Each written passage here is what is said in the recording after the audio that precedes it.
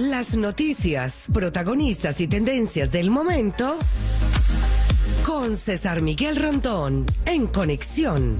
La voz que cuenta la historia mientras ocurre.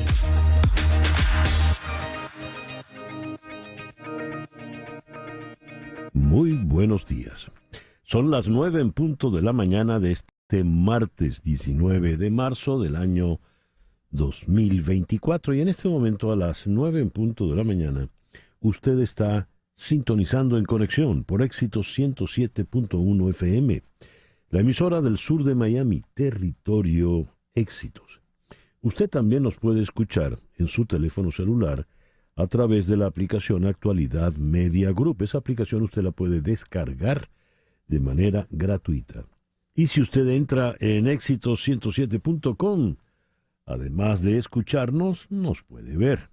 Aquí nos saluda Guillermo Useche en Puerto Ordaz, Estado Bolívar, Venezuela, María Fernanda Mazzarelli en Buenos Aires, Alfredo y Marianela en Dulcinela, Toronto, Jesús Grajirén en Caricuao, Caracas, María Isabel Vargas en Palmersville, 3 grados, mucho frío tiene ella. Carlos Cuevas en Pensilvania, María Morales, feliz día de San José, María Alejandra Alfonso desde Gainesville, Guillermo Lozada, hoy su sobrina Victoria cumple 16 años. Bueno, está comenzando la vida, muy bien, feliz cumpleaños. Henry Moreno en Atlanta, también hace frío allá. Doña María Alicia Cifontes en Caracas, José de Villa en Maracaibo, Magali Hernández en Dublín. María Morales dice acá en Maracaibo no les tembló el pulso para seguir mintiendo, llevar pagados a un gentío en buses para hacer tumulto por donde pasaba el rey desnudo. Bueno, pues, el amigo Juan Acuña, el camionero, está en este momento por Wyoming, hermosos paisajes. Edgar Bravo saluda desde Madrid, allá hoy es el Día del Padre, por ser el Día de San José. Luis Aparicio en Minneapolis, Gerardo Serrao en Doral, Ani Galvis en Mimón y Ani en Bogotá, Chere Ramos en Caracas, Guillermo Triana en Humble, Texas, Jorge Klein en Madrid. Bueno, gracias a Ibelice Mujica en Santiago, Juanita Cachacote en Guanta. Chere se adelanta y le manda felicitaciones a los José, Josefas y Josefinas, porque hoy es el día de San José. Gracias a todos por reportar la sintonía de En Conexión. En Conexión es una producción de Floralicia Anzola para Éxitos 107.1 FM en Miami. Buenos días, Floralicia. Buenos días, César. Buenos días, Carlos, Laura y a todos aquellos que se comunican con nosotros a través de las redes y nos escuchan a través de la radio. Laura Rodríguez está en la producción general. Muy buenos días, Laura. Buenos días a todos. Mariel Sofía Rodríguez allá en Madrid en la producción informativa. Buenos días, Mariel Sofía. Muy buenos días y feliz martes para todos. Jesús Carreño en la edición y montaje. Carlos Prato en los controles. Buenos días, Carlos. Muy buenos días. Y ante el micrófono, quien tiene el gusto de hablarles, César Miguel Rondón. Hoy es el día de San José, el esposo de María, patrono de las vocaciones eclesiásticas y de los carpinteros. El 8 de diciembre de 1870, el Papa Pío IX lo declaró patrono de la Iglesia Universal. En España y en otros lugares del mundo es el Padre, el Día del Padre. ¿Y saben de dónde viene? ¿Por qué a los José les dicen Pepe? Porque siendo el padre putativo de Jesús, cada vez que se ponía el nombre de San José, se le ponía al lado las dos iniciales, PP, por padre putativo. De manera que, por ello, José es Pepe. Y ella es Pepa. Así que felicitaciones a todos los Josés, a las Josefas, Josefinas, Pepes, Pepas, Pepitas, Pepitos. Feliz día para todos. Hoy es, además de ser el Día del Padre, por ser el Día de San José, en algunos países, Francia, el Reino Unido y otros en Europa, es el Día Internacional del Hombre, tomando como ejemplo precisamente a San José. Es el Día Mundial del Aprendizaje Digital, instaurado por la UNESCO. Es el Día Mundial del Trabajo Social. Es el Día Internacional del Artesano. Es el Día del Carpintero. Recordemos que José era carpintero y su hijo, hasta que a los 30 años salió a predicar por el mundo, también era carpintero, José de Arimatea. Y San José es el patrono de una población muy remota, en pleno cajón del Arauca. Esa es la ciudad de Elorza y hoy es el día de la elorzanidad. Eneas Perdomo cantando su fiesta en Elorza. Elorza yo no me imagino cómo será hoy, cómo estará hoy, pero el próximo viernes 22 se cumplirán 100 años del nacimiento de mi padre en esa pequeña población del llano venezolano, en el cajón del Arauca, estado Apure. Bien, ¿cuál es nuestra agenda para el día de hoy? Vamos a comenzar en Caracas con Alonso Moleiro, periodista corresponsal del País de Madrid y periodista de Tal Cual, porque mañana ya es 20, los días se nos vienen encima y hay que decidir el tema de la candidatura opositora. Por otra parte, en Orlando vamos a conversar con la doctora María Isabel Puerta Riera. Ella es profesora de Ciencias Políticas en el Valencia College. Un artículo de opinión escrito por Glenn Altschuler en The Hill hizo una pregunta interesantísima. ¿Qué pasa si Trump hace todo lo que dice que va a hacer? El análisis es por demás interesante y lo vamos a plantear con la doctora Puerta. En Buenos Aires vamos a conversar con Gabriel Bastidas, quien es un periodista venezolano, y en Santiago de Chile vamos a conversar con otro periodista venezolano, Víctor Higuera, y con ellos dos vamos a evaluar el proceso de registro electoral en el exterior, que está siendo muy, muy complicado. Tenemos quejas desde España, México, en fin. El Consejo Nacional Electoral venezolano, para variar, no ha cumplido con nadie. En Miami vamos a conversar con José Ramón Sosa. José Ramón es broker y con él vamos a tocar el tema de los realtors. ¿Qué cambia en el pago a los realtors por comprar y vender viviendas aquí en la Florida? Un acuerdo judicial allá en el camino para cambios drásticos en la forma en que se compran y se venden los apartamentos y las casas en los Estados Unidos. Lisette González, la socióloga, ha publicado el libro Mi padre, el aviador, con la editorial Dagbar. Allí Lisette narra el calvario de su padre, Rodolfo González, preso en el helicoide, de manera totalmente injusta y arbitraria. Vamos a conversar con ella sobre el libro y la experiencia de su padre. Y nuestro foro de hoy lo vamos a dedicar a la nostalgia, pero una nostalgia muy puntual. Lejos de casa, la nostalgia extrema afecta cada vez más a los adultos mayores que han dejado su casa, sus recuerdos, su país. Esto lo vamos a tocar con Rómulo Aponte, médico psiquiatra, un adulto mayor que ya no vive en su país. Él está en Cuenca, Ecuador.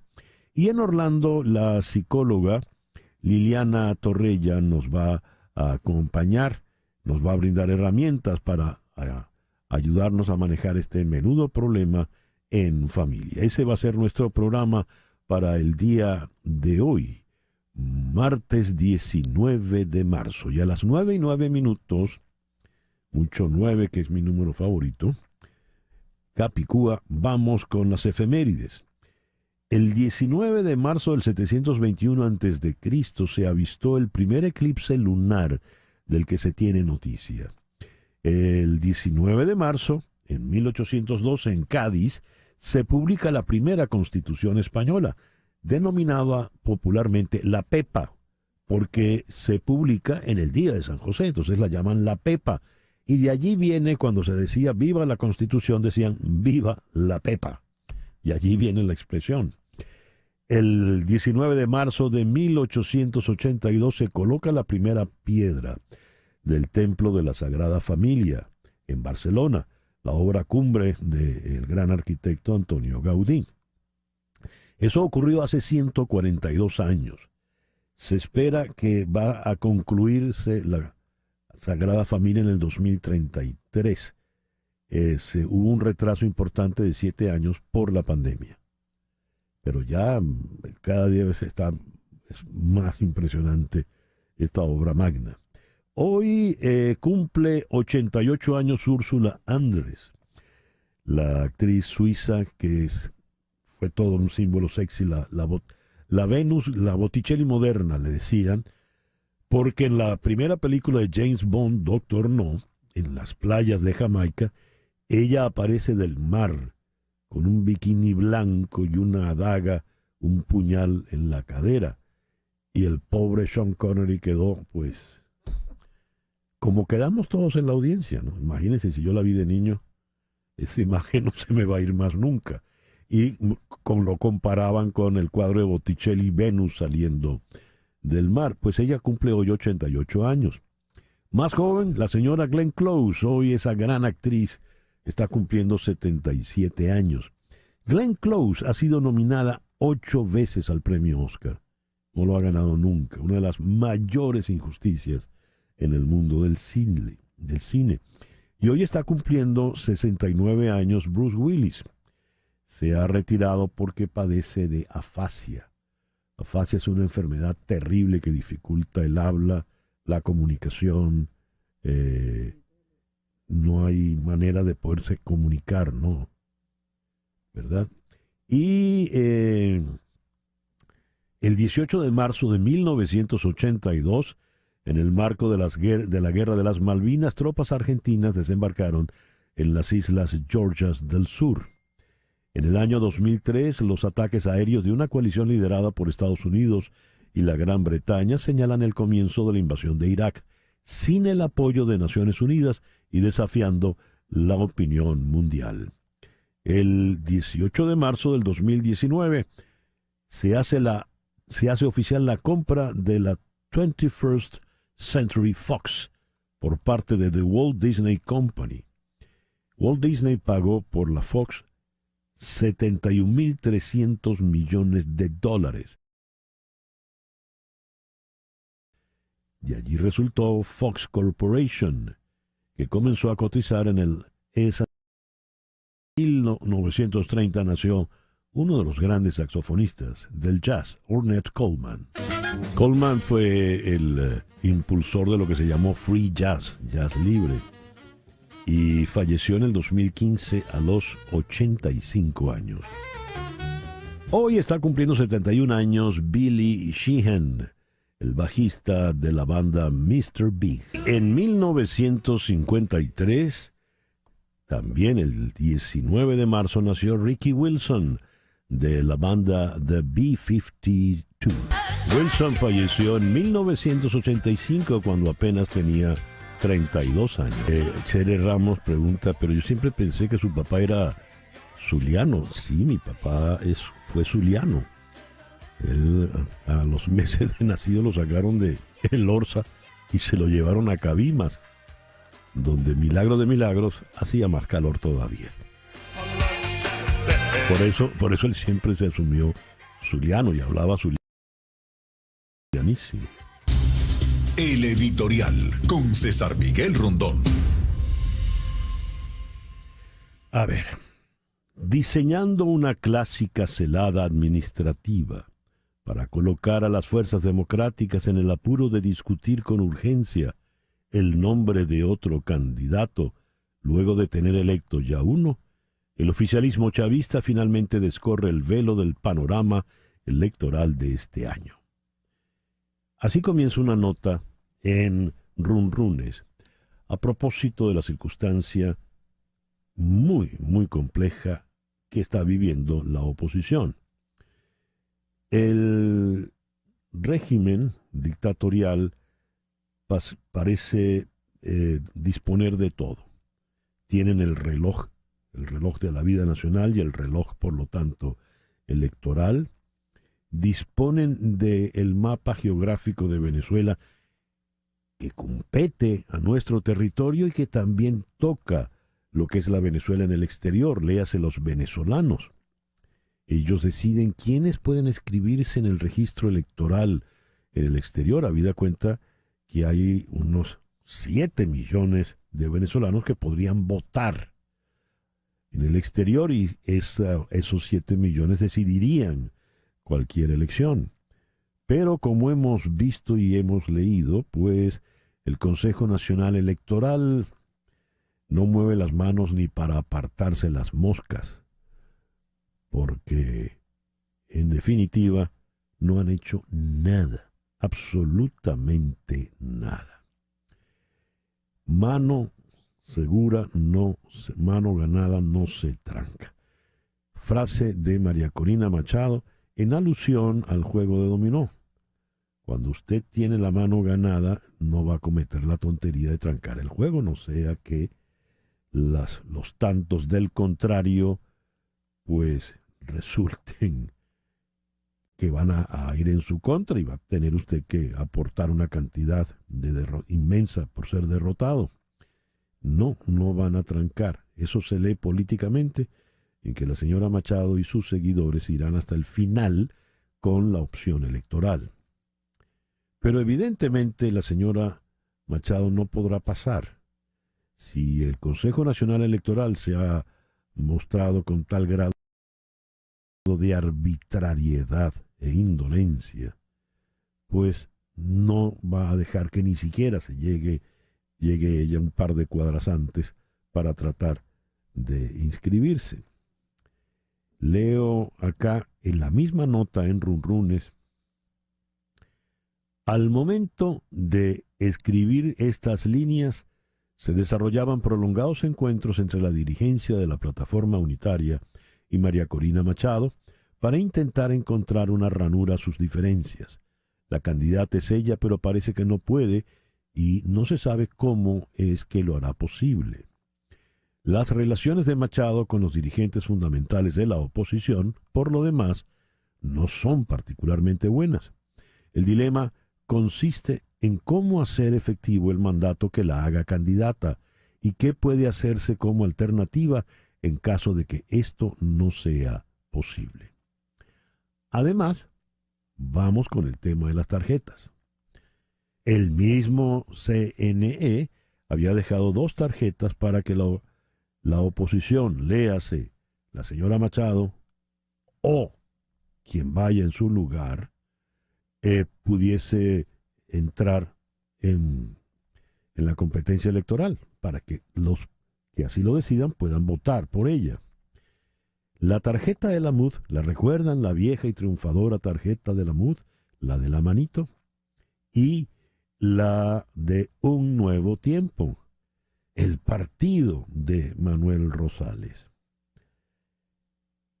El señor Luis Ratti, a quien el régimen utiliza como una suerte de perro de caza, frente a cualquier presa que haya, mandan allí al perro, pues se presentó en el día de ayer para objetar la tarjeta de la manito, con lo cual quedaría solo la de Un Nuevo Tiempo, porque por alguna razón que usted no termina de entender, o al menos yo no termino de entender, este individuo Ratti, de quien yo no sabía nada hasta no hace mucho, tiene un poder inmenso o una capacidad de ladrido inmensa, porque habla, hace ruido y de inmediato le hacen caso. De manera tal de que entonces la tarjeta de la MUD terminará de lado, seguramente. Y entonces viene Un Nuevo Tiempo. ¿Quiere decir esto que la decisión final va a estar en manos del partido Un Nuevo Tiempo, léase del señor Manuel Rosales? El tiempo es complejo y lo que queda de bulto en todo esto es la verdadera apuesta que tiene el señor Maduro y su gente: fracturar, dividir, reventar a la oposición para que no pueda ir unida al 28 de julio. ¿Lo logrará? Veremos. Son las 9:22 de la mañana. Hacemos una pequeña pausa y ya regresamos con las noticias más importantes de este 19 de marzo del 2024. Esto es En Conexión por Éxito 107.1 FM en Miami. Continuamos en breve con César Miguel Rondón en Conexión por Éxitos 107.1 FM. Elian Elias nació hace 64 años en Sao Paulo, en Brasil, y es una gran pianista de jazz. En los años 80, finales de los 70, ya estaba establecida en Nueva York. Formó parte de varios grupos de aquella avanzada, Steps Ahead y demás. Estuvo casada con Randy Brecker. Su hija Amanda es Amanda Brecker. Y desde ese entonces pues ha hecho una maravillosa carrera. Primero era solo pianista, virtuosa pianista, y después empezó a cantar y tuvo mucho éxito. Y ese es un tema, lo que oímos no es muy conocido, es la versión que ella hizo del Oye Cómo Va de Tito Puente, mezclado con temas muy muy populares del Brasil. Y a las 9:26 de la mañana vamos con las noticias más importantes de este martes 19 de marzo. Buenos Aires. El presidente Javier Milei cumplió 100 días en el cargo. Ha visto tanto éxitos como reveses en ese tiempo. La inflación, que era del 25% mensual en diciembre, ha bajado al 13,2%, y el mercado de valores de Buenos Aires ha subido. Pero no ha podido impulsar algunas de sus reformas más ambiciosas por la oposición en el Congreso, donde solo ocupa una minoría de escaños, y el país sigue en recesión y enfrenta una pobreza creciente. Milei quiere reducir los altos niveles de deuda de Argentina, imponiendo estrictas medidas de austeridad, desregulando y privatizando muchas industrias y cerrando varias industrias estatales. Las encuestas indican que el apoyo a su programa se mantiene relativamente estable, aunque alrededor de la mitad del país se mostró y sigue siendo escéptico. Las elecciones presidenciales de Estados Unidos se centran cada vez más en los disturbios del 6 de enero de 2021 en el Capitolio de Washington, con Donald Trump vinculando su destino político a los condenados por llevar a cabo el asalto, y con Joe Biden utilizando esos vínculos para convencer a los votantes de que Trump es una amenaza para la democracia. La estrategia de Trump representa un cambio marcado. El día después de la violencia, Trump condenó lo que llamó el ataque atroz, pero ahora se refiere a los sentenciados a prisión como rehenes. Donald Trump parece más decidido que nunca a recompensar y empoderar a los leales, mientras la campaña de reelección de Biden ha quedado como en neutro por cuanto dice y discute Trump del 6 de enero y espera utilizarlo para poner a los votantes en su contra. Joe Biden y Benjamin Netanyahu están intentando poner fin al daño que la guerra en Gaza está causando a las relaciones entre Estados Unidos e Israel. Los dos líderes hablaron ayer por primera vez en más de un mes. El creciente número de muertos entre los palestinos y la terrible situación humanitaria. Un informe respaldado por Naciones Unidas dice que una posible hambruna se cierne sobre el norte de Gaza. Ha tensado los lazos entre Israel y su aliado más cercano. Biden, bajo la presión de muchos votantes antes de las elecciones de noviembre para que Israel dejara de luchar, obtuvo una concesión en la llamada. Netanyahu acordó enviar funcionarios a Estados Unidos para hablar sobre el ataque terrestre planeado por Israel contra la ciudad de Rafah. Pero puede que sea solo una victoria menor para el presidente.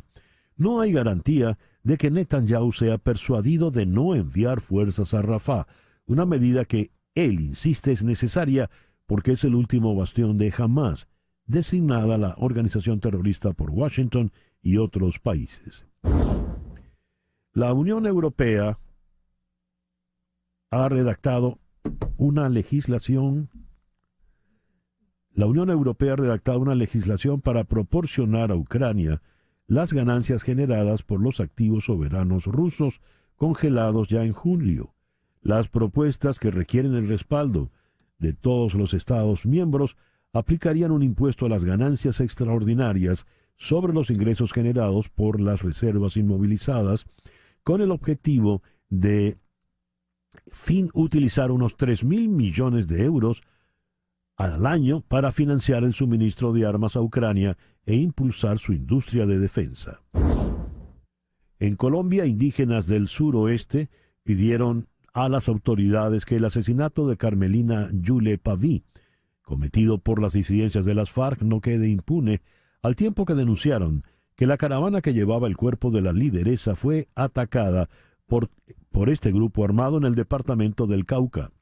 Mientras, el presidente colombiano Gustavo Petro planteó una negociación jurídica del Clan del Golfo con la Fiscalía para acabar con los negocios ilícitos de ese grupo, considerado como la principal banda criminal del país, lo que daría paso a nuevos diálogos de paz. El que tiene el balón en la cancha es el clan. ¿Se atreve o no se atreve? Si no se atreven, guerriamos. Así lo dijo, guerriamos, porque la decisión es destruir el clan. Si se atreven, abrimos las mesas de negociación. Cita textual para Gustavo Petro. Los líderes del Congreso y la Casa Blanca llegaron a un acuerdo de apretón de manos para financiar al gobierno de Estados Unidos hasta septiembre, después de que 6 meses de amargos enfrentamientos ideológicos retrasaran la finalización de un plan de gasto anual. Pero el texto aún no está terminado y al Congreso se le está acabando el tiempo antes de la fecha límite del viernes. Incluso con el acuerdo, los legisladores probablemente tendrán que renunciar a sus propias reglas o aceptar aprobar otra medida de gasto temporal para comprarle al Senado unos días más o hacer frente a un cierre de fin de semana o de corto plazo.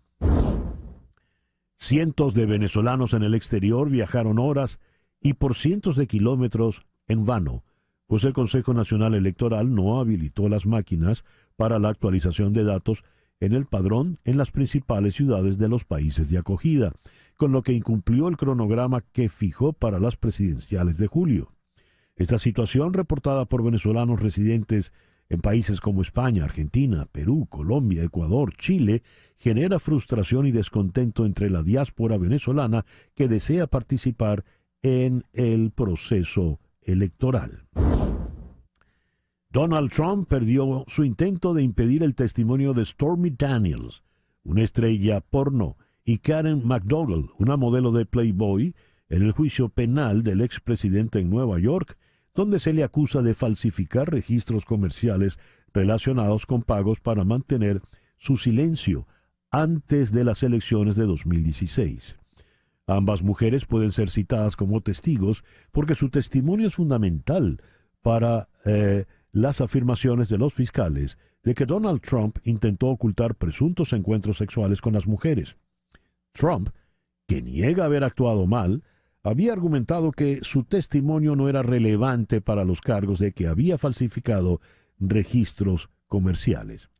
Por otra parte, Trump no ha podido obtener una fianza para garantizar la sentencia por fraude civil de $454 millones contra él y sus coacusados, según dijeron sus abogados en un expediente judicial en el día de ayer. El mes pasado se le ordenó al expresidente pagar $355 millones en devolución o ganancias mal habidas en un caso de fraude civil. Y de última hora llega esta noticia desde Brasil.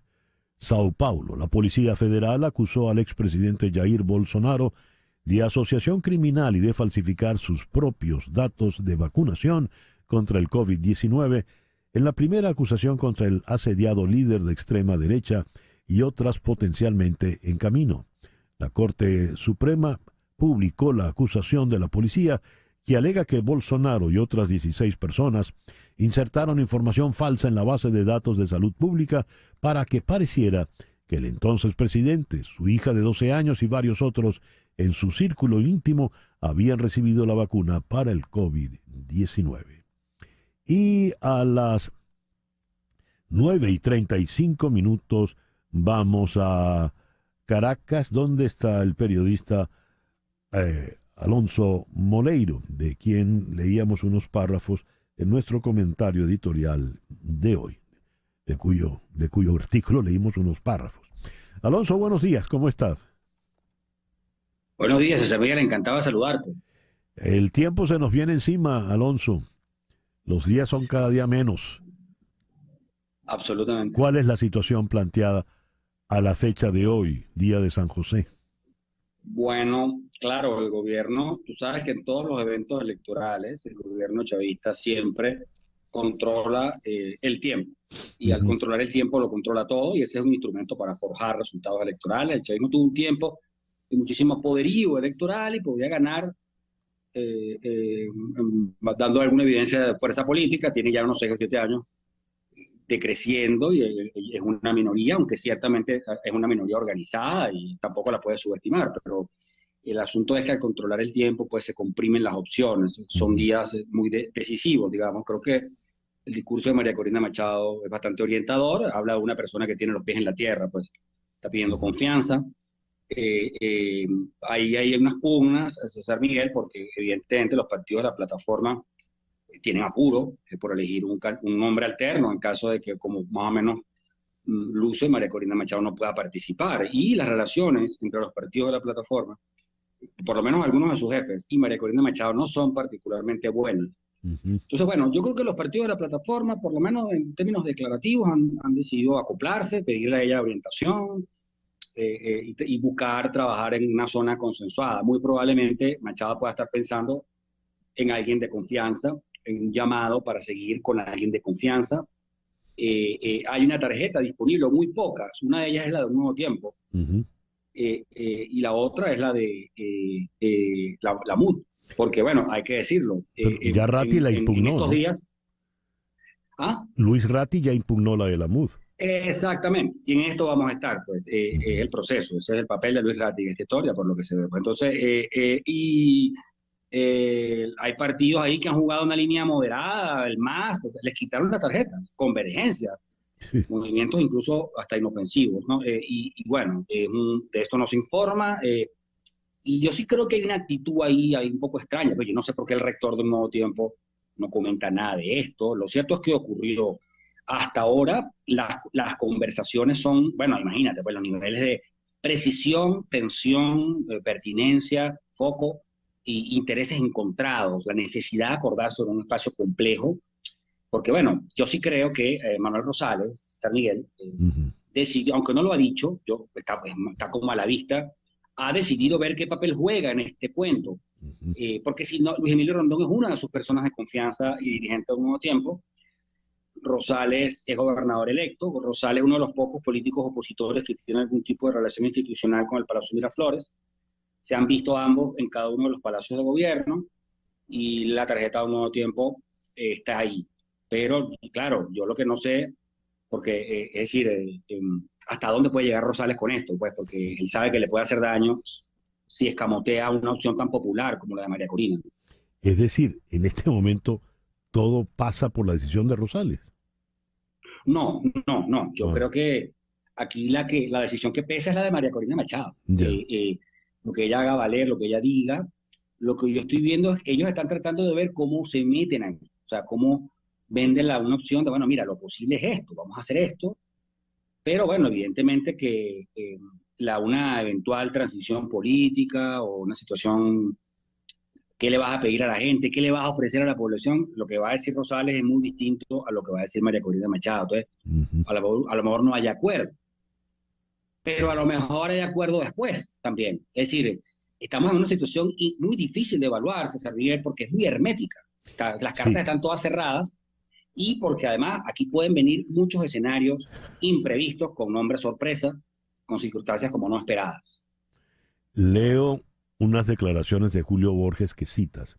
Nunca habíamos estado en una posición como la actual para vencer electoralmente a la dictadura. María Corina es la líder de este proceso.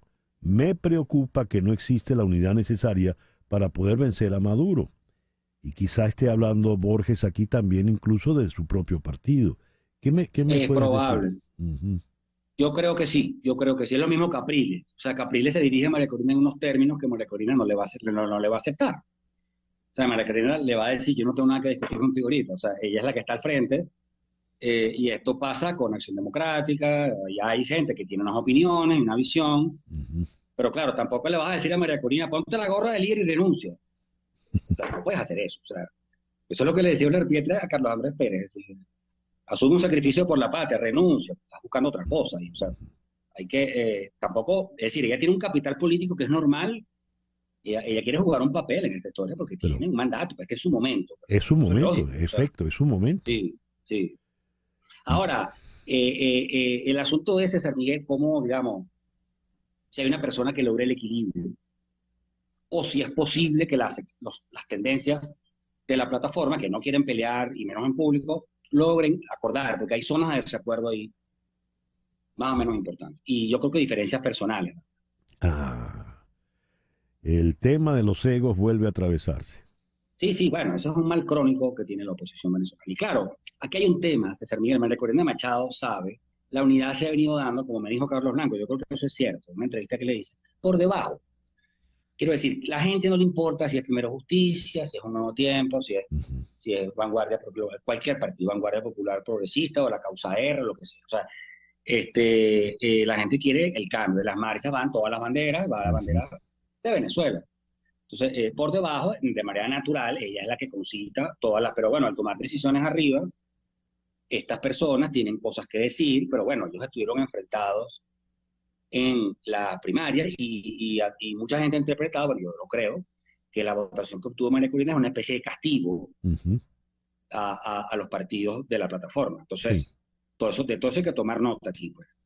Porque por otro lado, aquí hay un grupo, César Miguel, pequeño, pero bueno, tiene su visión, hay que respetarla, pero un poco obsesionado con los procedimientos aterciopelados, pues que le tiene a María Corina pánico, le tiene miedo. Entonces, a veces está un poco forzando cosas. Bueno, hay gente que ha propuesto, por ejemplo, Eduardo Fernández con una fórmula de consenso. Yo veo mucho en las redes gente proponiendo personas, digamos, que generen fórmulas de consenso de este tipo, pues de acuerdos de partido. Bueno, sobre todo tratando de buscarle a la oposición digamos, una cara amable. Aterciopelada. Pero son muy minoritarias frente a lo que pasa en las calles, es lo que importa. Sí. Sí, definitivamente hay una política en la calle y otra en los cenáculos de costumbre. En fin. Hay que ajustar eso. Y hay una cosa, César Miguel, que quería comentarte, porque yo sí veo que esto está muy difícil, pero siento, pese a esto, que el escenario en el cual entra la oposición en 2024 es mejor que el de 2018. O sea, en 2018 Venezuela tenía 3 años en una batalla campal en las calles, mucha violencia, mucho dolor, muchas ganas de resolver el tema ya, y cualquier planteamiento electoral incorrecto generaba una reacción inmediata. Terminó siempre el candidato Henry Falcón, no logró convencer a nadie, luego denunció un fraude, no lo sustanció y todo se quedó así. Ahorita, después de 3 o 4 años muy tranquilos en el país, han sido muy tranquilos, yo siento que la gente, hay bastante consenso en torno a ir a votar, por quien sea, pero votar.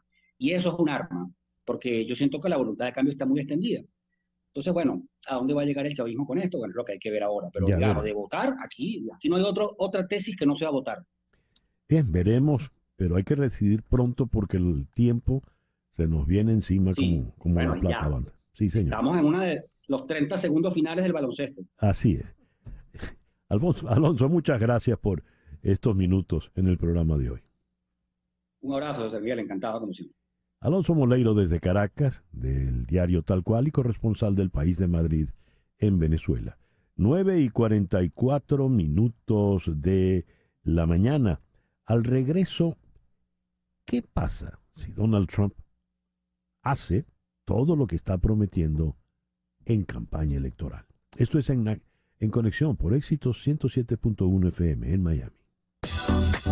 En un momento regresamos con César Miguel Rondón en Conexión por Éxitos 107.1 FM. César Miguel Rondón está en Conexión por Éxitos 107.1 FM.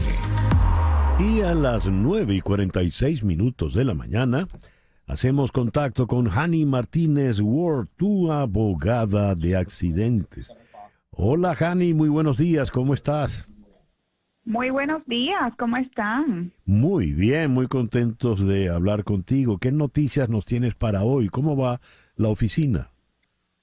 Súper bien, estamos aquí siempre creciendo. Ustedes saben que ya somos más de 150 empleados solamente haciendo accidentes. Por eso es que usted no puede dudar a la hora de un accidente con nosotros porque somos una de las compañías más grandes aquí en la Florida que solamente se especializa en accidentes de auto.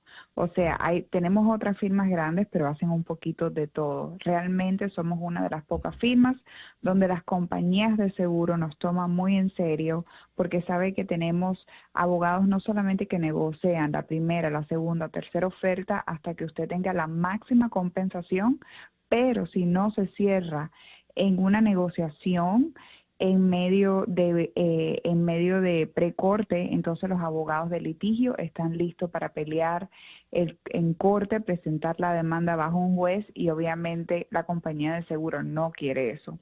Menos del 10% de nuestros casos se van a corte, el 90% terminan en un acuerdo financiero monetario. Para beneficio de las personas que te llaman para pedir tus servicios, ¿verdad? Exactamente, para beneficio de la víctima. Eso es otra cosa, solamente representamos a la víctima de accidente, nosotros no representamos al culpable, no representamos a la compañía de seguro. Así que tenemos una misión solamente, defender a la víctima después de un accidente en contra del culpable y asegurarnos que esa compañía de seguro del culpable pague lo que es justo, lo que le pertenece a nuestros clientes. Y gracias a eso que hemos peleado tanto, los clientes de nosotros tienen historias lindísimas, comprar su nueva casa, aprender, comprar su primer negocio. Tenemos personas que han hecho un car wash, tenemos mujeres que han montado una peluquería, tenemos familias que han hecho casas para sus familias en Nicaragua, en Venezuela, así que de verdad que es una parte linda de la historia porque no solamente ayudamos a la persona a solucionar su problema de salud, mejorarse, vivir sin dolor, pero aparte es arreglar el carro y tener esta compensación monetaria. Por eso el número de el teléfono de Hani Martínez Ward es necesario, es imperativo que usted lo tenga en la memoria de su celular. Se lo voy a decir. Es muy sencillo. 855-DOLOR-55.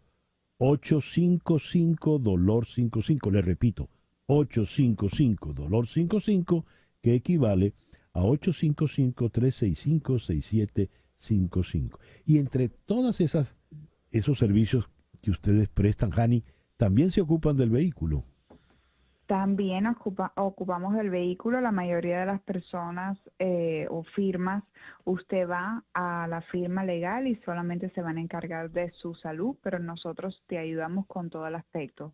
Asegurarnos de que no te quede una deuda en el banco, si es tu carro es pérdida total, y que tu carro se arregle completamente, o sea, que no se lo arreglen a la mitad o que no quede mal, sino que la compañía de seguro pague todos los estimados para arreglar tu carro.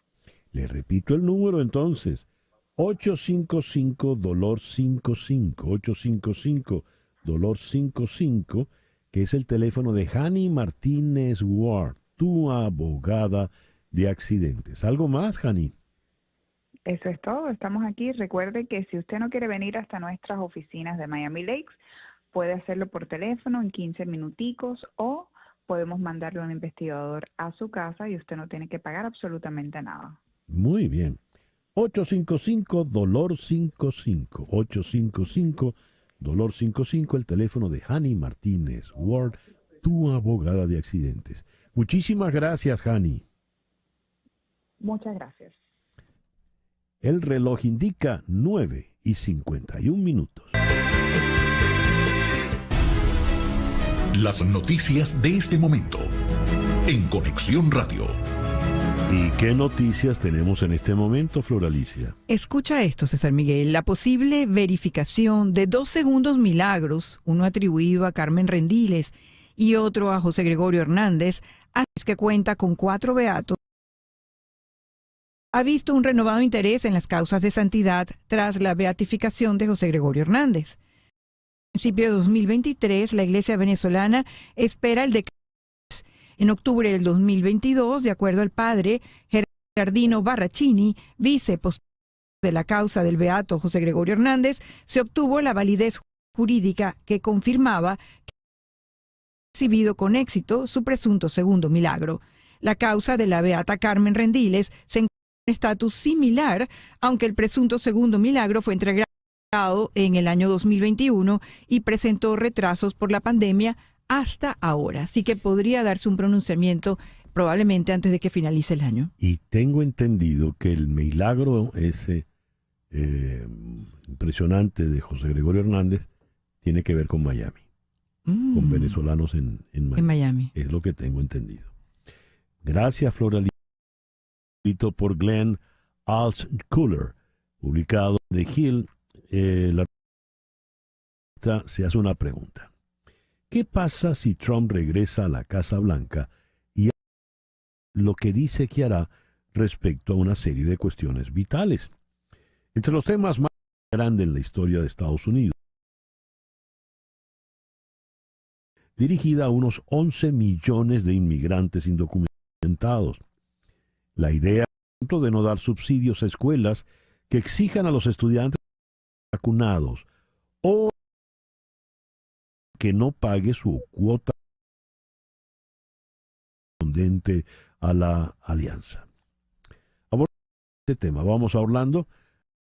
Está la doctora María Isabel Puerta, Ciencias Políticas en Valencia College.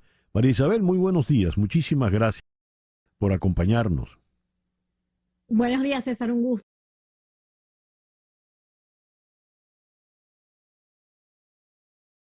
¿Qué hace el señor Altschuler? ¿Qué hace lo que dice que hará en algunos temas determinantes? Creo que esa pregunta hay que verla de dos formas. Uno, esa es su oferta de campaña y él está buscando su base. Es la que está más inclinada a votar por ese tipo de acciones concretas sobre migración, sobre todos estos temas que forman parte de la guerra cultural.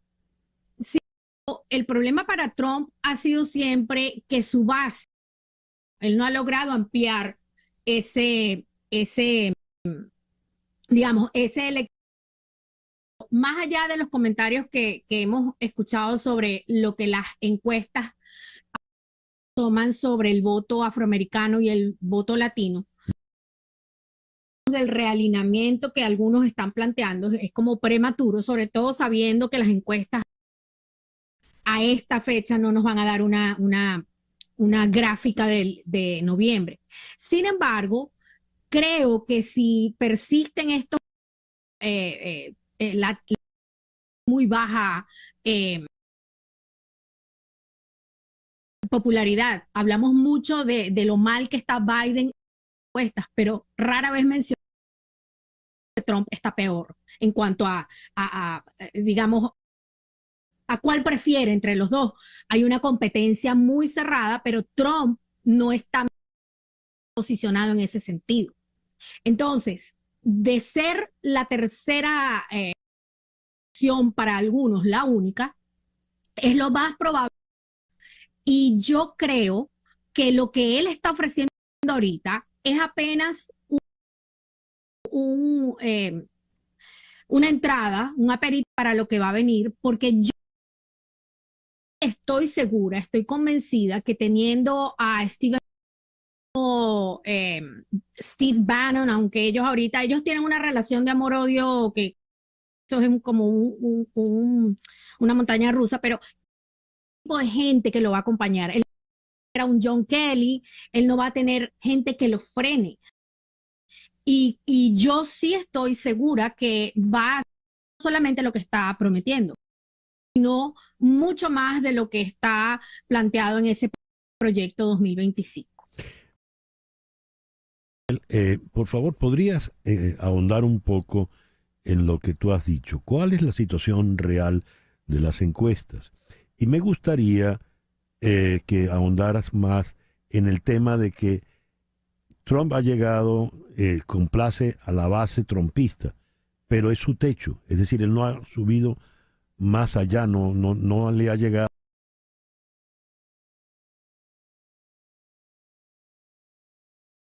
Explicar eso, por favor. De los dos, porque creo que es de la única forma que nosotros, sobre todo los que tenemos otra visión, tengamos claro que esos son primero fotografías de momento. Las encuestas dicen una actitud, un ánimo, y es lo que en ese momento, ese potencial elector, porque esa es otra cosa. Una encuesta con un votante que está registrado no es lo mismo que una encuesta con votantes que están convencidos y decididos a que van a participar. Son dos lectores que nos dan ese momento. Pueden ocurrir muchas cosas. Y, por ejemplo, es famoso el October Surprise. Puede pasar antes. Con Hillary Clinton.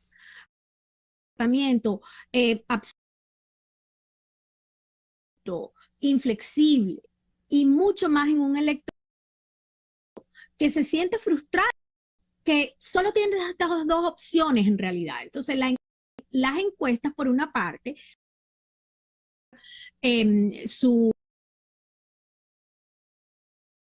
cómo le llegan a cierto electorado, el mensaje, eso forma parte de la interpretar la encuesta, pero eso no es decisivo, y mucho menos cuando tú es muy difícil, y me temo, muchos coinciden, que no están midiendo realmente lo que la gente quiere decir.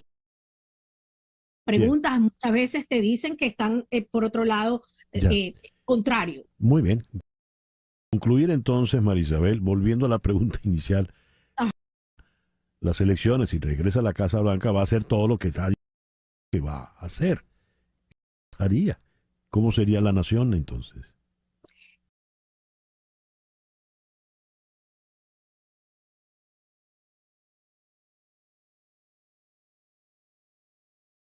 No solamente por el Partido Republicano y sus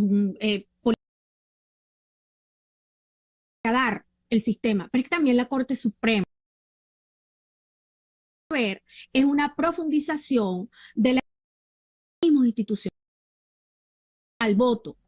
Estamos hablando de que el escenario de noviembre de este año amenazas de desconocer los resultados favorables a Trump. Justicia con el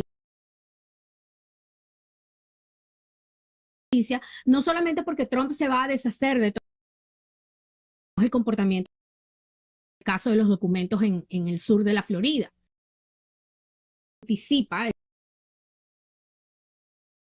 institucional, no en el proyecto 2025, que es gravísimo, se va a traducir para todos, no solamente para nosotros los inmigrantes. Muchísimas gracias. Ahora, Marisabel.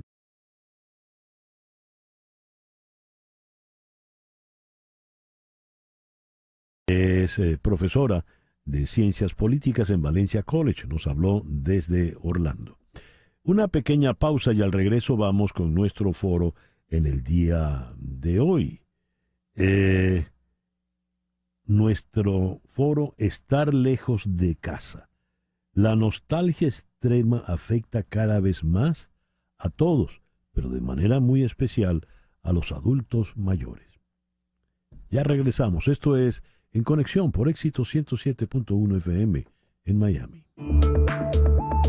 Una pausa y regresamos con César Miguel Rondón en Conexión. Son una minoría, pero encarnan los valores y las tradiciones de toda una comunidad lejos de su país.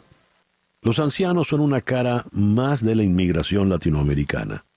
Son el pilar que une a muchas familias, pero también suelen ser sus grandes olvidados. Se enfrentan a una cultura y a un idioma nuevos. Retos muy duros que ponen a prueba sus emociones ya en plena madurez. Estar lejos de casa, la nostalgia extrema, afecta cada vez más a adultos mayores que han dejado su casa, sus recuerdos, su país. Este es nuestro foro en la mañana de hoy. En la ciudad de Orlando está la psicóloga Liliana Torreya, Senior Coach. Liliana, muy buenos días. Muchísimas gracias por estar con nosotros en esta mañana. Buenos días para ti y para toda tu audiencia, César Miguel. Un placer siempre acompañar. Y en la ciudad de Cuenca, allá en Ecuador, está un buen amigo, el eminente psiquiatra venezolano Rómulo Aponte. Rómulo, muy buenos días. Gracias por sumarte a nuestra conversación. Miguel, buen día. Un saludo para ti y a tu compañera de trabajo y de vida, Floralicia Anzola. A ver, ¿de qué estamos hablando cuando hablamos de estos adultos mayores?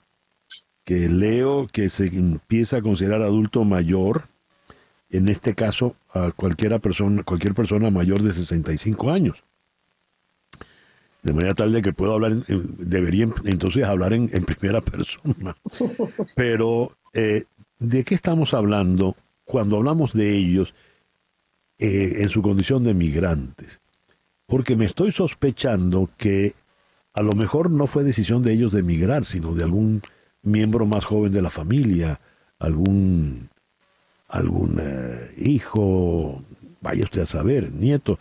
Digo, para entender de quiénes estamos hablando. ¿Tienes experiencia clínica allí en Orlando en este sentido, Liliana?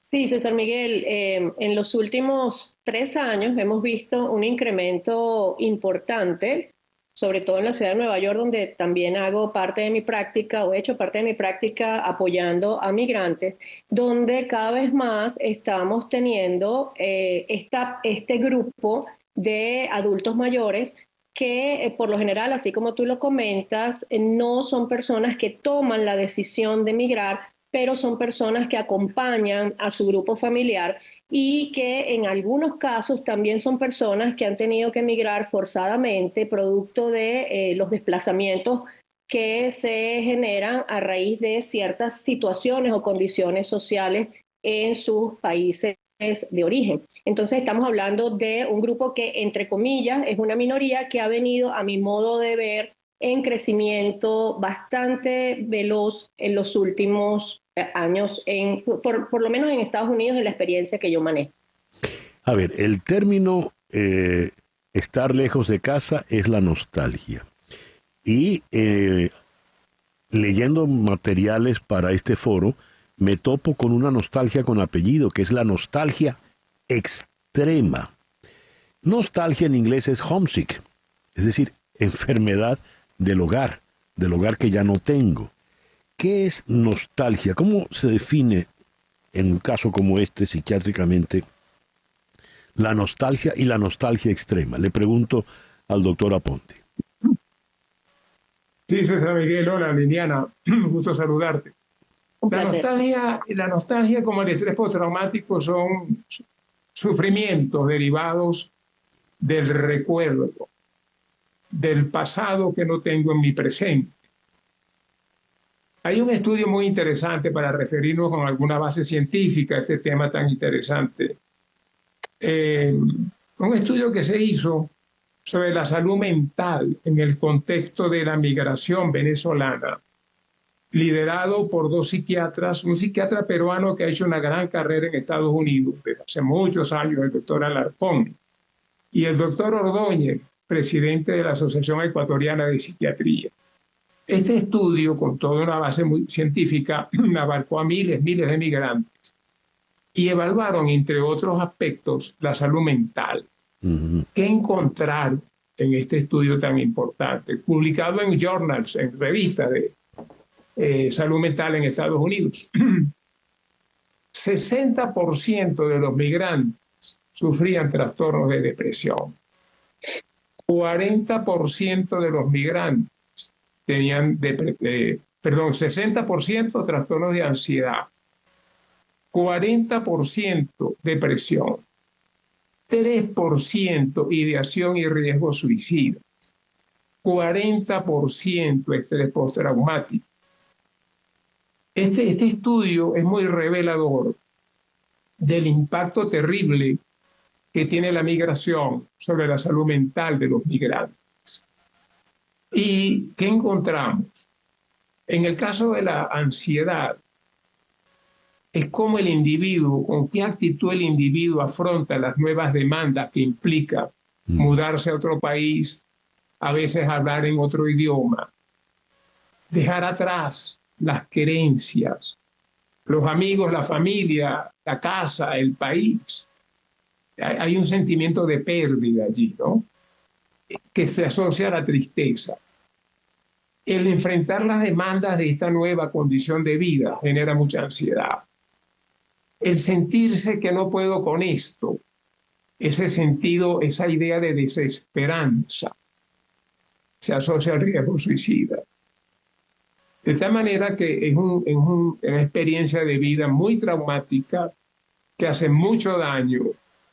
Y termino con otra observación. No solamente se trata del impacto terrible que tiene sobre la salud mental, que ya es mucho, sino que además tanto la depresión como la ansiedad se asocian a trastornos inflamatorios. Hay respuestas orgánicas, sistémicas, corporales, asociadas a la ansiedad y a la depresión, que incrementan el riesgo de sufrir infarto, diabetes, accidentes cerebrovasculares, de tal manera que esto se convierte en una tragedia para los migrantes. Dios. Y uno se pregunta, ¿qué será más difícil? ¿Qué será más difícil? ¿Afrontar las dificultades en el sitio donde estoy o afrontar las demandas de la migración? Bueno, ese es el gran dilema para muchos, ¿no? Sí. El Rómulo Aponte nos ha pintado un cuadro severo, un cuadro difícil. Intuyo, Liliana, que puedes identificar muchas de esas afecciones en tu clínica. Y si es así, ¿cómo las tratas? No quiero que reveles tus instrumentos profesionales, pero lo que quiero es, a efectos de nuestros oyentes que puedan estar pasando por algo parecido, sí, puedan contar con algún tipo de herramienta, saber hasta dónde pueden ir con cierto control, dónde deben angustiarse de más, en fin. Por favor, Liliana. Sí, muchísimas gracias. Y gracias, Rómulo, maravillosa.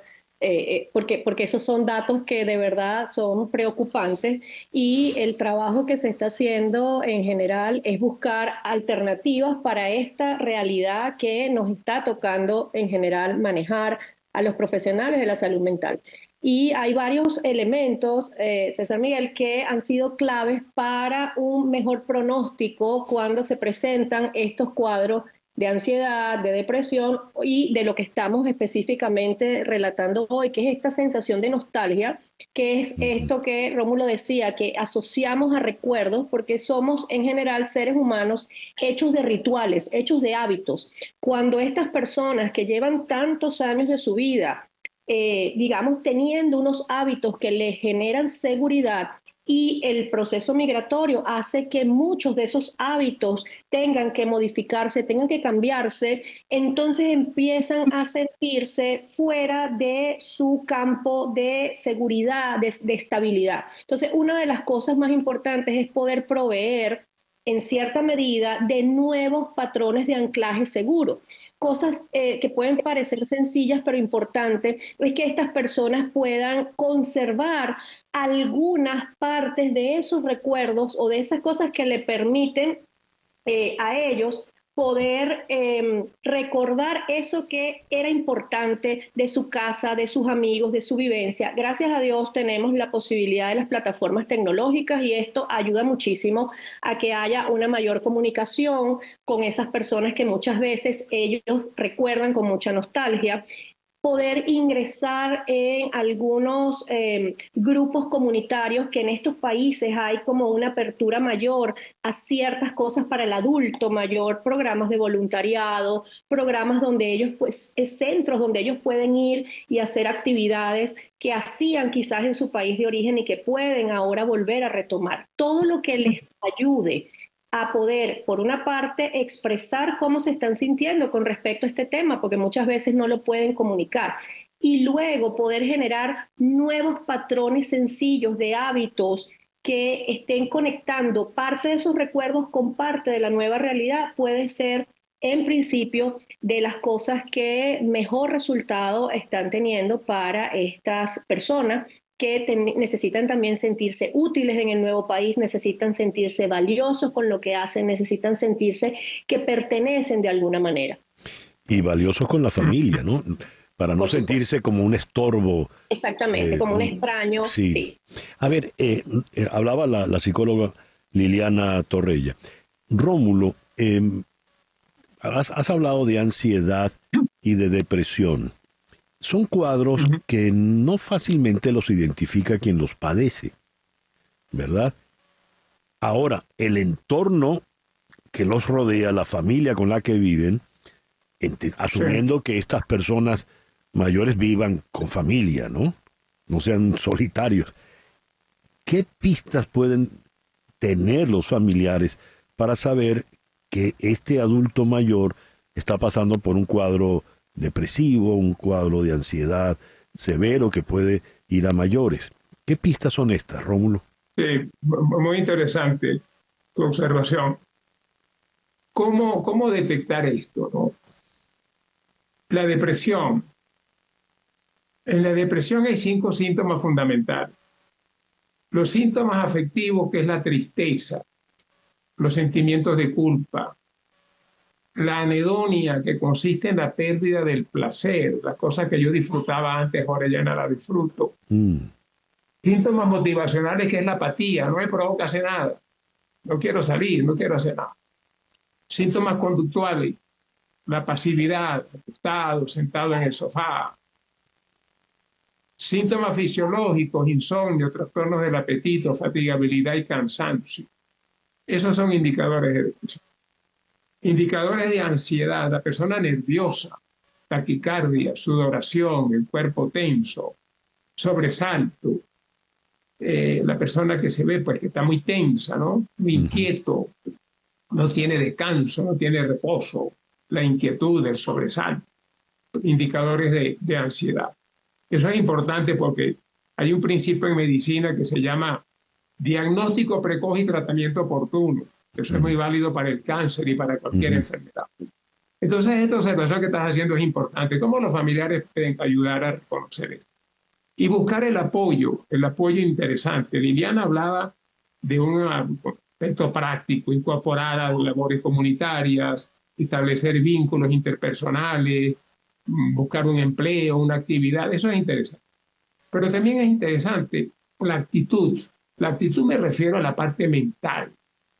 ¿Con qué actitud afronta este migrante las nuevas demandas que implican vivir en el nuevo país, en la nueva cultura, con el nuevo idioma, con nueva gente con quien se está relacionando? ¿Con qué actitud? Y allí es importantísimo no minimizar las capacidades de afrontamiento que tenemos los seres humanos, no minimizar nuestras capacidades de adaptación a los cambios, a las nuevas demandas, no ponernos chiquiticos ante las demandas que implica la migración y no magnificar las demandas. Tampoco ver aquello como algo que no puedo abordar, que no puedo afrontar. Eso es demasiado difícil para mí.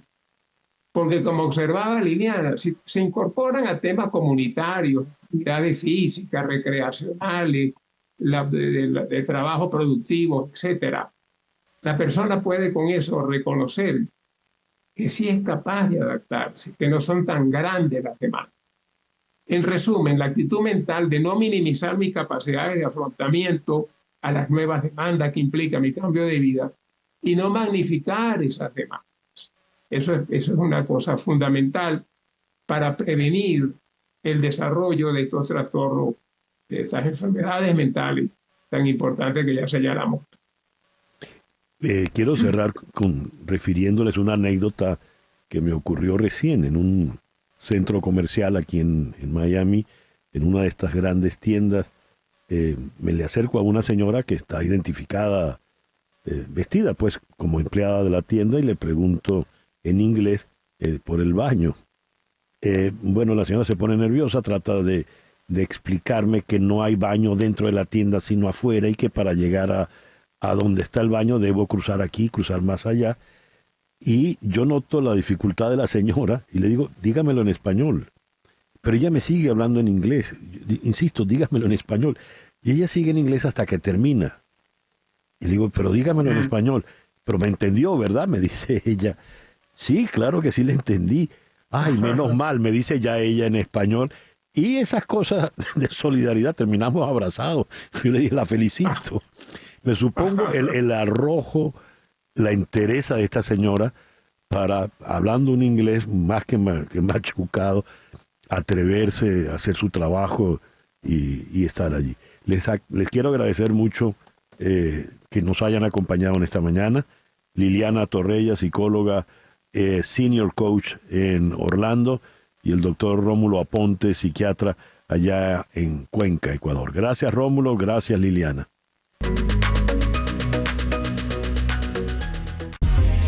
César Miguel Rondón está en Conexión por Éxitos 107.1 FM. 10:26. Canelo Fadul Immigration es una firma de abogadas de inmigración que ofrece servicios de inmigración laboral, familiar y humanitaria. Su equipo de trabajo busca soluciones y la mejor alternativa para que puedas establecerte en Estados Unidos. Llama al 305-579-9218, 305-579-9218, y di que llamas de mi parte, que la primera consulta será gratis. También puedes escribir a inmigraya@canerofadul.com. Canelo Fadul Immigration, reputación, confiabilidad y efectividad. Vamos ahora por igual a dos ciudades australes. Vamos a Buenos Aires y vamos a Santiago de Chile. En la primera está el periodista Gabriel Bastidas. Gabriel, buenos días, gracias por acompañarnos. Buen día, César Miguel. Y en la segunda, en Santiago, está el periodista Víctor Higuera. Víctor, buenos días, gracias por estar con nosotros. Buenos días, César Miguel, gusto en saludarte. Bien, dos periodistas venezolanos para que nos puedan dar el testimonio de cómo va el proceso de inscripción en la actualización de los datos del registro electoral en estas ciudades. El Consejo Nacional Electoral, al anunciar esa fecha electoral tan apresurada, dijo pues que se abría el registro. Pero al parecer ha habido muchas dificultades. ¿Cuál es el caso que se ha vivido en Argentina? ¿Qué nos puedes decir, Gabriel? Acá en Argentina aún no ha abierto el registro electoral para los venezolanos en el exterior. Estaba previsto que comenzara ayer en todos los consulados. Esto no ha sido así, al igual que en el resto de las embajadas de Venezuela en el mundo. En el caso de Argentina había mucha expectativa porque ya el presidente de la Asamblea Nacional Chavista, Jorge Rodríguez, hace unas semanas había amenazado con que los venezolanos en Argentina no podríamos votar debido a la controversia que había entre el gobierno de Javier Milei y el régimen de Maduro por la incautación del avión venezolano-iraní, el avión de Intrasur, que finalmente fue trasladado a Estados Unidos, donde fue destruido. Por esta razón, el gobierno venezolano estaba poniendo esto como excusa. Jorge Rodríguez aseguró que no se podían garantizar unas elecciones en Argentina cuando, a su juicio, el gobierno de Milei podría robarse el material electoral. Sin embargo, la semana pasada sorprendió que cuando un grupo de activistas fue a la embajada, se consiguió a la embajadora chavista Estela Lugo, y ella les aseguró que sí se podría votar acá en Argentina, que este lunes comenzaría el operativo, como en el resto de las embajadas. Y ayer lunes, cuando los activistas se movilizaron y los ciudadanos fueron a la embajada, finalmente esto no ocurrió. Se puso el mismo argumento que en el resto de los consulados, que no ha llegado la máquina del CNE. Pero igualmente llama la atención que ha habido de alguna manera una buena receptividad por parte de los funcionarios de la embajada. Han recibido en 2 oportunidades la embajadora a los activistas que fueron a hacer las solicitudes. Sin embargo, no hay ningún tipo de información de cuándo va a llegar la máquina finalmente, ni cuáles van a ser los requisitos. Y también se mantiene la expectativa, bueno, si finalmente esto se va a poder concretar. Eso en Buenos Aires. ¿Y qué ha ocurrido en Santiago de Chile, Víctor? Pues bueno, básicamente lo mismo. La información es que no hay información, para la redundancia, porque esa es la respuesta, César Miguel, que nos dan en la embajada. En la propia embajada no saben nada, no saben ni siquiera cuándo va a llegar el equipo con el que se va a captar la información de las personas que van a actualizar sus datos o su domicilio electoral, en este caso. Y a medida que pasan, bueno, van 2 días, pero pareciera que esto se va a extender, este retraso, y aumenta la preocupación, sobre todo porque en Chile hay una muy buena porción de lo que es votantes en el exterior. Recordemos que Chile fue el país donde hubo mayor participación en las primarias, 65.000 personas, y pues hay un cálculo, ¿no? Según cálculos de nosotros, hay aproximadamente 120.000 personas que pudiesen, aunque no creemos, y cuando digo creemos me refiero a tanto, bueno, a mí como a las personas y los miembros del comando electoral de Con Venezuela, el movimiento Con Venezuela de María Corina Machado, que han asistido en estos 2 días. Yo estuve ayer, estuve hoy, y aumenta la preocupación, dado que son muy pocos días. No se habla o no se ha hablado de una posible prórroga más allá del 16 de abril, y también preocupa muchísimo la proyección de personas que pudiesen inscribirse, esto en el contexto de los requisitos, porque aquí de los requisitos, de la información preliminar sobre requisitos de la que se habla, uno de ellos es la residencia definitiva. Y de acuerdo con cálculos que se han hecho en los últimos días, son aproximadamente unas 120.000 personas que tienen residencia definitiva en Chile, pero es muy pesimista la proyección de las que realmente podrán inscribirse cuando inicie el proceso, que estaría cerca de las 5.000, porque en la Embajada de Chile no se van a detener, César Miguel, en la atención de trámites. Son unos 1.500 trámites diarios que se atienden a las personas que van pues a captar sus datos para los pasaportes, y van a habilitar, de acuerdo con lo que sabemos de momento, una sola máquina para las personas que deseen ir a actualizar sus datos en el registro electoral. Lamentablemente, las proyecciones son muy negativas en cuanto a la cifra de personas que se van a poder inscribir en el momento que inicie el proceso. Las 2 informaciones que nos han dado tanto Gabriel Bastidas en Buenos Aires como Víctor Higuera en Santiago de Chile son muy negativas. Tenía que abrirse ayer, no se ha abierto, y los días van avanzando. No se habla de alguna prórroga más allá del 16 de abril, que ya está encima. Y para complicar más el panorama, la semana que viene es Semana Santa. Y quién quita pues que el personal diplomático venezolano en el exterior empiece a celebrar o se vaya de asueto desde el próximo viernes del concilio. ¿Hay algún comentario sobre una eventual prórroga? Le pregunto a los dos. ¿Han sabido algo de esto? Gabriel, Víctor. En el caso de Argentina, ayer el funcionario, fue una de las preguntas que se le hizo al primer secretario consular, y dijo que ellos no tenían esta información, que ellos solamente prestaban el apoyo al CNE, y el CNE es el que dispone cuál es el periodo en el que se va a realizar la actualización. En el caso de Argentina hay que destacar que de 220.000 migrantes que hay aproximadamente acá, apenas unos 2.000 están inscritos en el registro electoral en el exterior. Desde 2018 no se abría este proceso, todavía no se ha abierto. Y vale destacar que Argentina es uno de los países donde mayor cantidad de venezolanos podría inscribirse, aunque no es de los países con mayor cantidad de migrantes. Sí es uno de los países donde la mayor cantidad de venezolanos tenemos el requisito de la residencia permanente por las facilidades que tiene Argentina a la hora de instalarse acá. Y este es uno de los requisitos que ha impuesto el CNE para obstaculizar la inscripción de los venezolanos en otros países donde, por ejemplo, los migrantes tienen algún tipo de estatus temporal o alguna visa especial que otorgó el gobierno de ese país. En el caso de Argentina, la gran mayoría de los venezolanos tenemos desde... Apenas llegamos a los 2 años de cumplir la residencia acá, ya tenemos la residencia permanente, por lo cual ya podríamos superar ese obstáculo que pone el CNE como requisito, y por eso creemos que acá no se va a permitir finalmente la inscripción. Y Víctor, ¿tienes idea de prórroga alguna?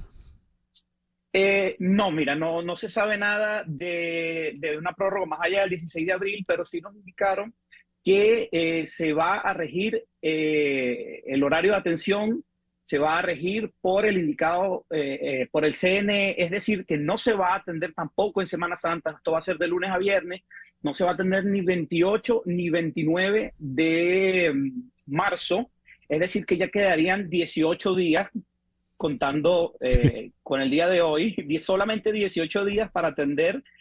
Imagínate tú, César Miguel, a 120.000 personas. Bueno, uno dice 120.000 porque son las 120.000 personas que tienen, según nuestros cálculos, residencia definitiva. Como muy bien lo comentaba Gabriel, esto es una traba importante porque también hay una cantidad enorme de personas, en este momento no tengo la cifra exacta, pero que tienen lo que es la residencia definitiva en trámite.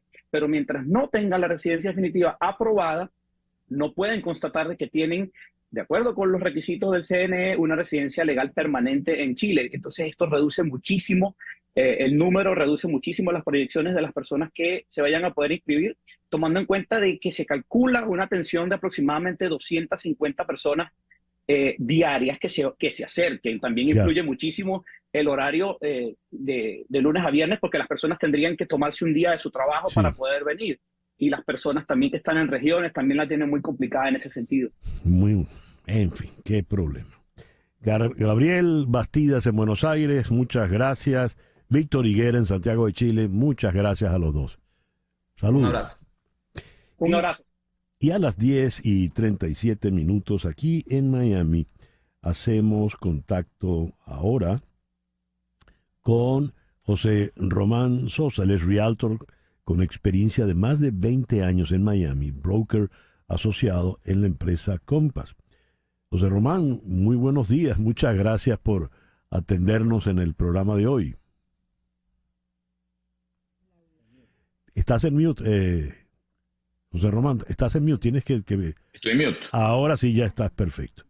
A ver, José Román, un acuerdo judicial allana el cambio para cambios drásticos en la forma en que se compran y se venden apartamentos y casas en Estados Unidos. ¿De qué estamos hablando aquí en el sur de Florida?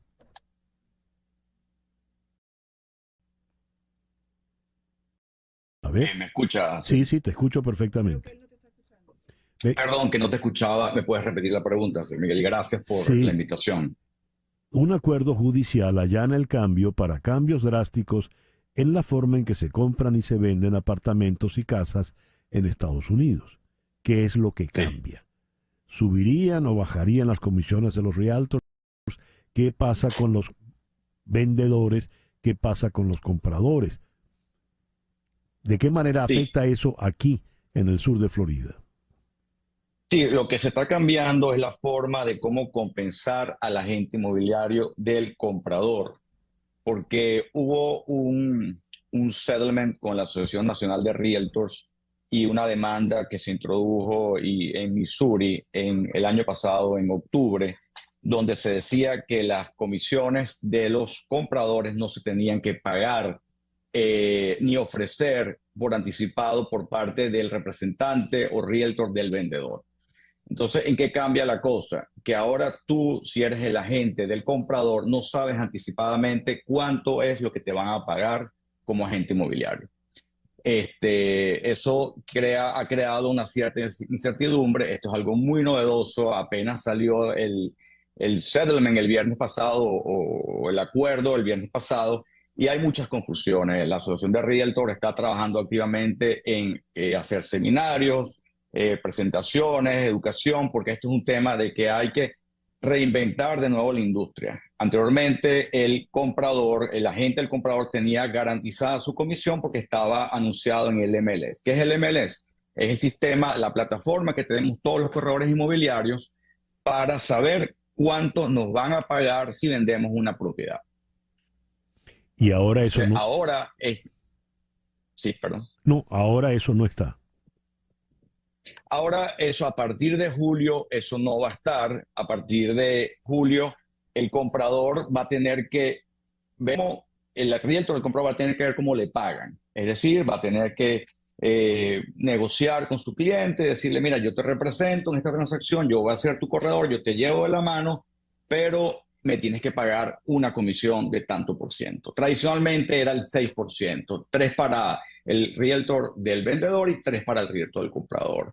Ahora ese 3% o 2.5% del realtor del comprador, él va a tener que negociarlo con su cliente. ¿Esto es beneficioso o todo lo contrario? Bueno, mira, sí. No, ¿es beneficioso o no? Depende cómo lo mires, porque yo creo que la industria se va a profesionalizar aún más. Yo creo que si yo quiero comprar mi casa y contrato a un realtor, él me va a cobrar una comisión, él me tiene que justificar qué va a hacer por mí. Entonces, yo, si soy tu representante y tú quieres comprar, yo tengo que ayudarte a muchas cosas. Tengo que ayudarte a negociar el precio, te tengo que ayudar a asistirte en el proceso cuando se hace las inspecciones. Si sale algún problema en la inspección, te tengo que ayudar a negociar con el dueño que me deje un descuento. Te tengo que asistir cuando vas a solicitar una hipoteca, un préstamo. Te tengo que ayudar en todo el aspecto que si tú eres un comprador sin experiencia, necesitas una asesoría. Y nosotros somos asesores. Yo creo que la industria se va a profesionalizar, hay mucha incertidumbre, hay mucha gente preocupada, pero yo creo que al final hay que reinventarse y hay que ser creativo en la manera de cómo redefinimos nuestro negocio, como siempre ha sido en todas las industrias. Ya lo veo. José Román, muchas gracias por atendernos en la mañana de hoy. Gracias a ti por la oportunidad. José Román Sosa es realtor, tiene más de 20 años de experiencia aquí en Miami. Una pequeña pausa. Al regreso nos ocupamos de el caso de el piloto Rodolfo González, preso en el helicoide. Según el libro que redactó su hija, el libro ya lo vamos a conversar. 10:43.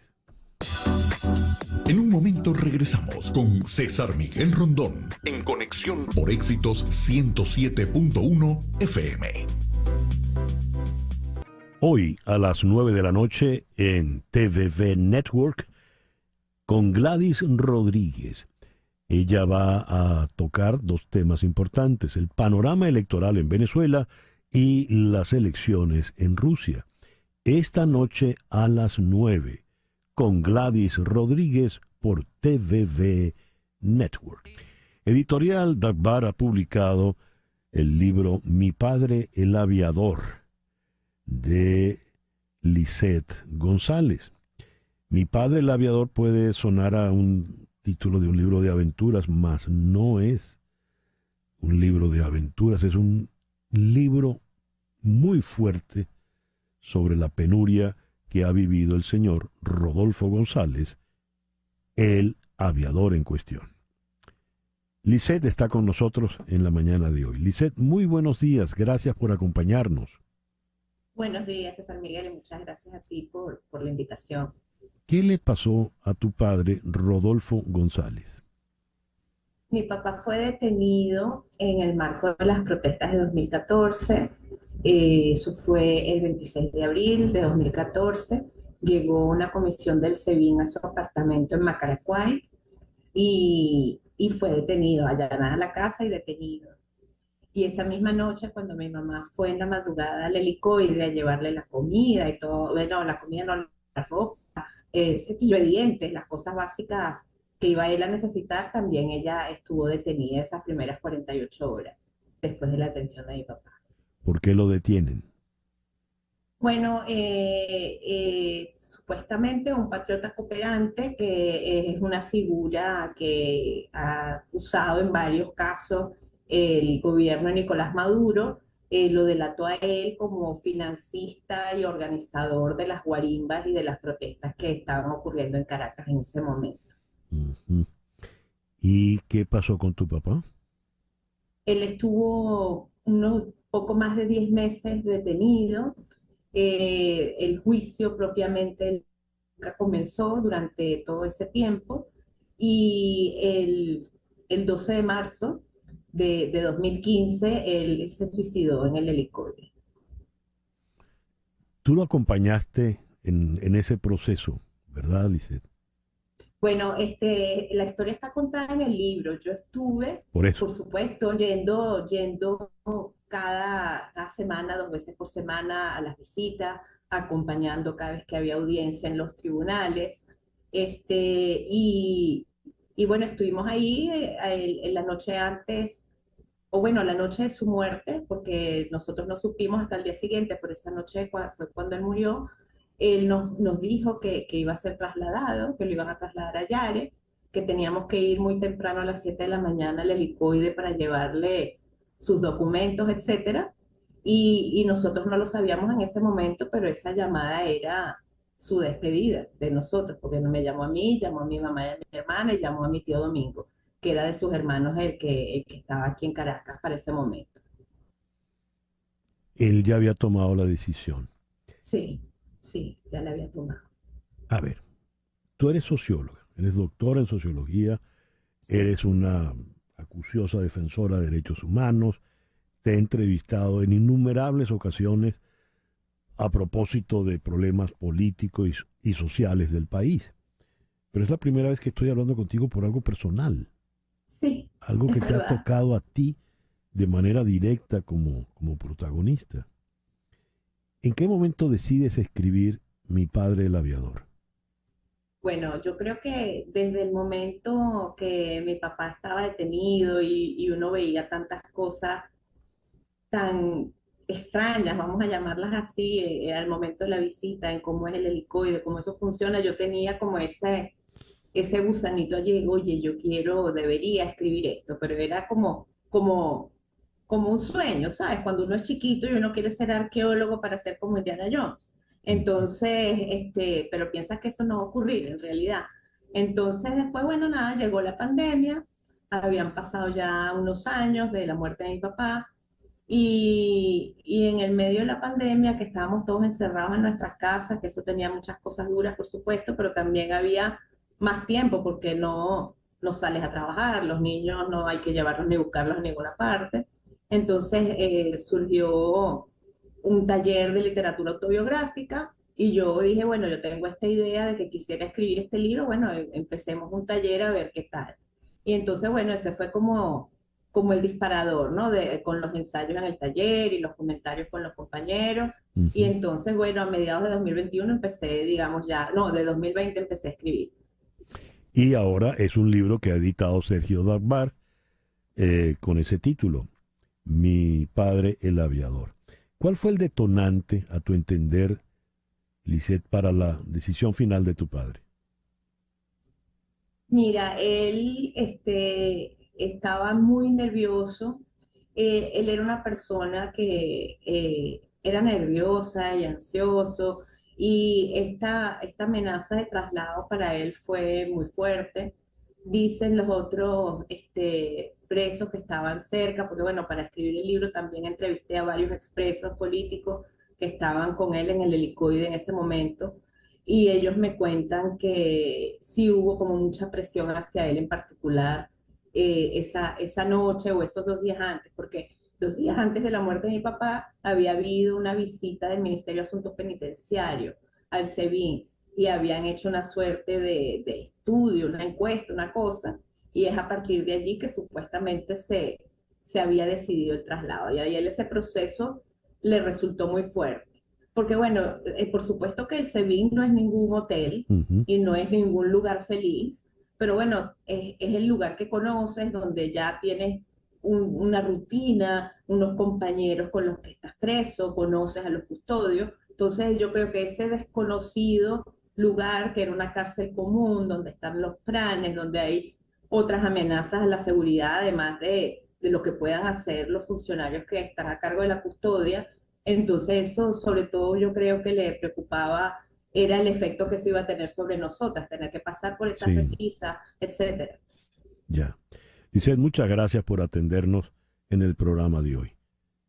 No, muchísimas gracias a ti, César. Y lamento mucho todo esto, de verdad.